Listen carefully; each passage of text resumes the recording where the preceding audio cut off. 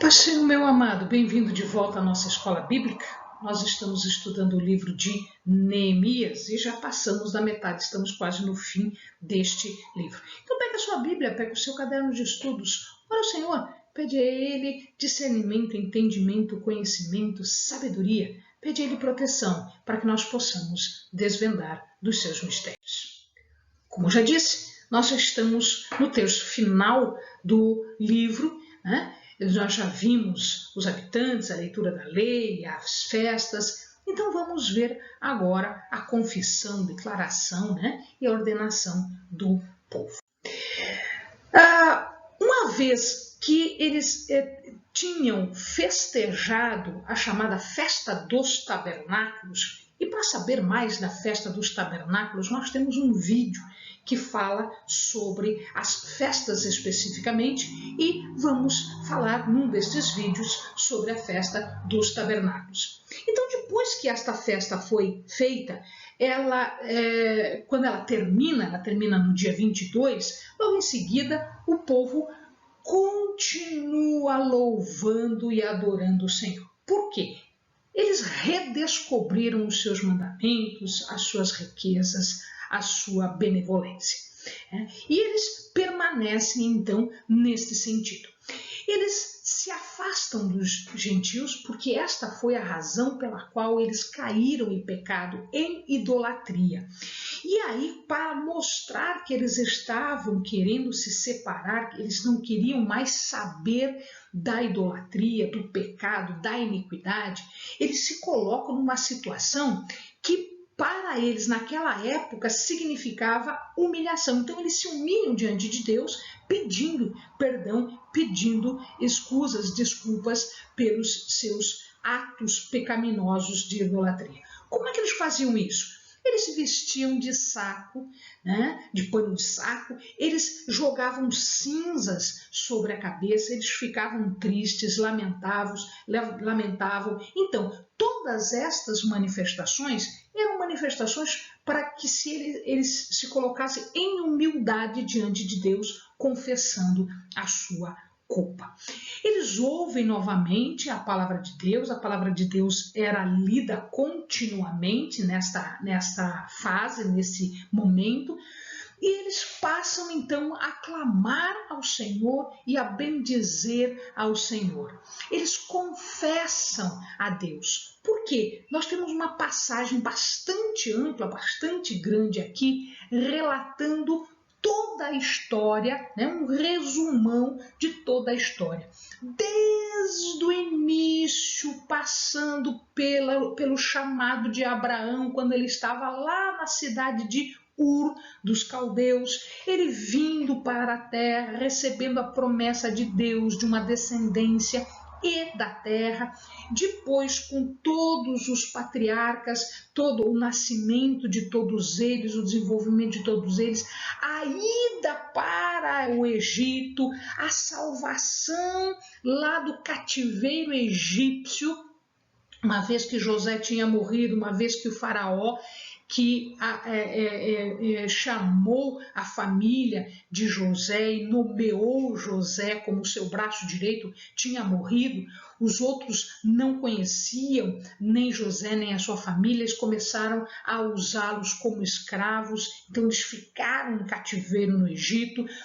Toda a parte de salvação, quando Moisés foi mandado, todas as pragas, a libertação milagrosa, miraculosa do povo de Deus, toda a peregrinação pelo deserto, as inúmeras vezes em que o povo é rebelde, se rebela contra Deus, a punição em ficar no deserto, depois a conquista da terra e depois toda a parte de juízes e reis e a degradação do povo, fazendo-se idólatra como aquelas nações que eles expulsaram da terra prometida.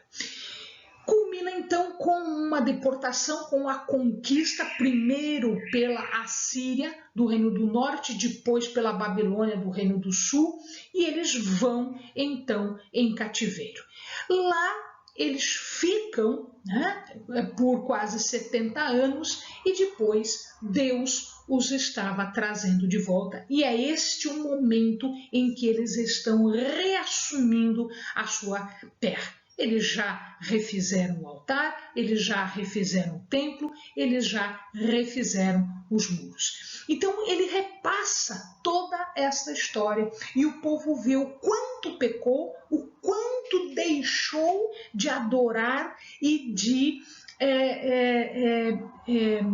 clamar a Deus e seguir a Deus. Então eles perceberam o quanto eles estavam errados nisto tudo. Com base nisso, eles fazem então uma declaração. Aqui no livro de Neemias ele não chama de pacto, mas esse pacto já havia sido feito por todos os patriarcas, por Moisés, depois por Josué e depois, enfim, por todos, alguns reis fizeram isso, depois Esdras e agora Neemias.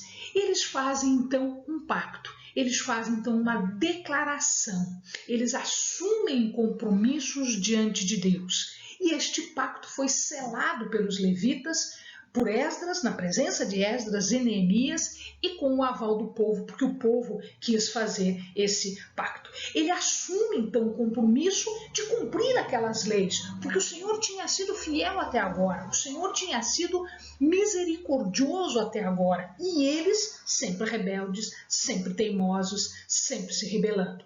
Então, eles assumem de cumprir as leis, os rituais, as cerimônias, os mandamentos, os juízos, os estatutos. O que especificamente? Então, eles colocam aqui algumas regrinhas que são as mais importantes. Todas as outras estão incluídas aqui, porque eles selecionam as mais importantes. A proibição do casamento misto, que começou desse jeito, lá atrás, né, a idolatria, inclusive com o próprio Salomão.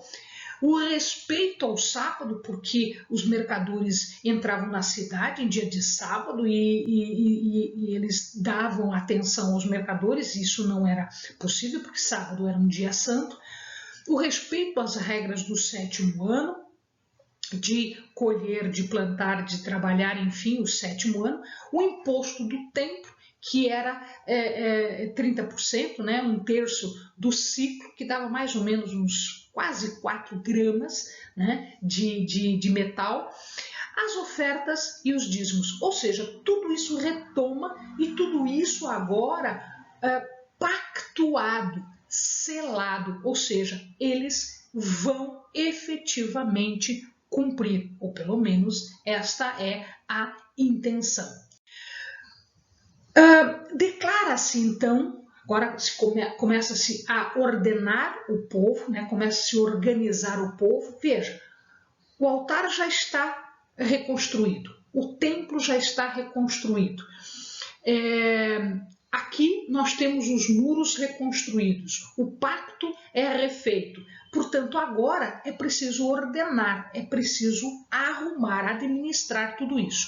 Então se declara a vocação do povo. E qual é a vocação do povo? A vocação do povo está lá no Êxodo 19, verso 6, na primeira parte. Diz assim: vós me sereis reino sacerdotal e nação santa.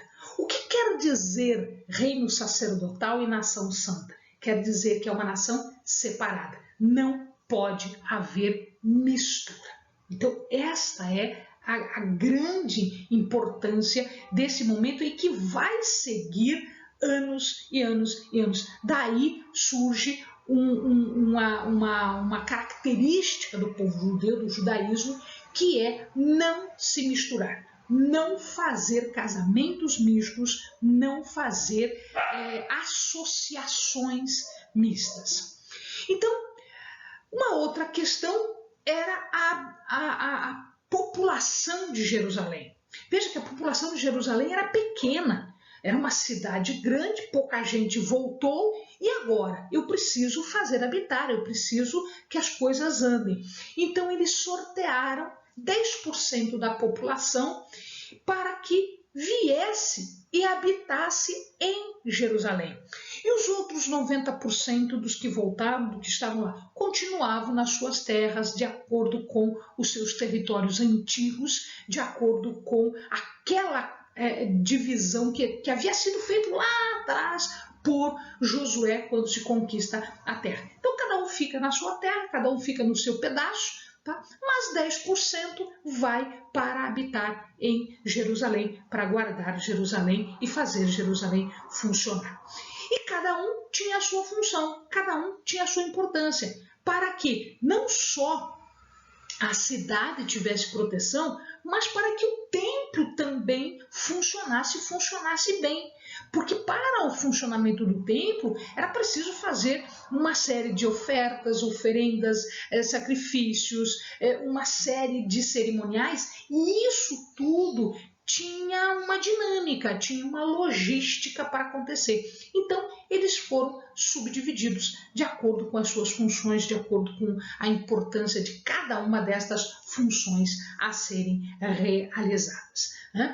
E isso fez com que que ficasse muito claro, que ficasse muito óbvio que o povo continuava como uma nação, com uma coisa só, como uma coisa única, como uma coisa separada, diferente das outras. E cada um deveria assumir as suas responsabilidades, tanto de familiar como de individual, para o culto a Deus, para a adoração, para que os trabalhos e a adoração e toda a cultura judaica pudesse se revelar. Então, eles começaram a preparar a dedicação do muro. Toda vez que se fazia alguma coisa, toda vez que se construía alguma coisa, era necessário fazer uma dedicação a Deus, em honra a Deus, em glorificação a Deus por ser misericordioso e permitir que isso pudesse ser construído. Então, eles começaram os preparativos, ensaios, purificações, porque eles queriam dedicar os muros. Então, foram feitos 2 grupos e o coro ia à frente, ou seja, os cantores e as cantoras, os músicos iam à frente em adoração. Uma dessas procissões, um desses coros, foi encabeçada por Esdras e a outra foi encabeçada por Neemias. Então, eles estavam reconsagrando as chamadas pedras dos muros, ou seja, aquilo tudo era de proteção para Deus. Então eles estavam reivindicando aquelas pedras para Israel, reivindicando aquelas pedras para Deus. Eles foram então em adoração, confissão e foram até a casa de Deus. Então eles fizeram caminhos diferentes, eles se reuniram, eles se juntaram até ali na casa de Deus, até o templo.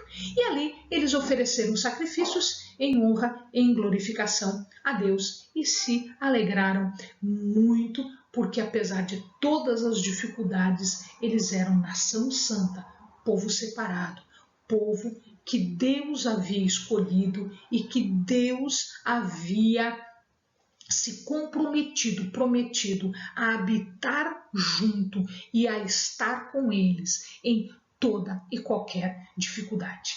Isso não só em relação a eles, mas também em relação à minha vida, em relação à sua vida. Ele se compromete a estar conosco, a nos guardar, a nos proteger. Amém, amados? Bons estudos!